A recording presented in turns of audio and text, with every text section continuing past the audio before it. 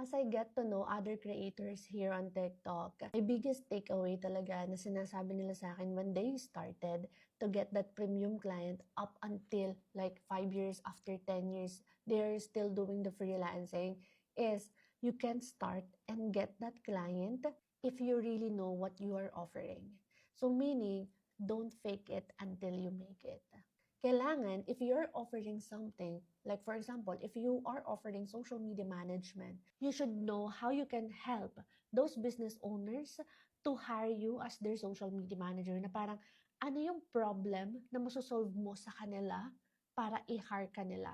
So you can be the problem solver. Kasi sa nakikita ko right now with all of the people asking me, especially doon sa mga walang experience, and started from scratch talaga is they just apply.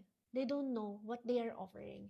Na parang wala silang kaalam-alam if yun ba yung tamang niche for them and they are lost if it is the right path that they will take talaga here in freelancing. And siguro ito din yung advice ko for you is know what you're doing right now and i-offer mo siya sa international. So for example, if a student ka pa lang and you are creating graphics already sa school nyo, you can be a graphic designer, you can create content, do the editing, pwede mo siyang i-offer internationally.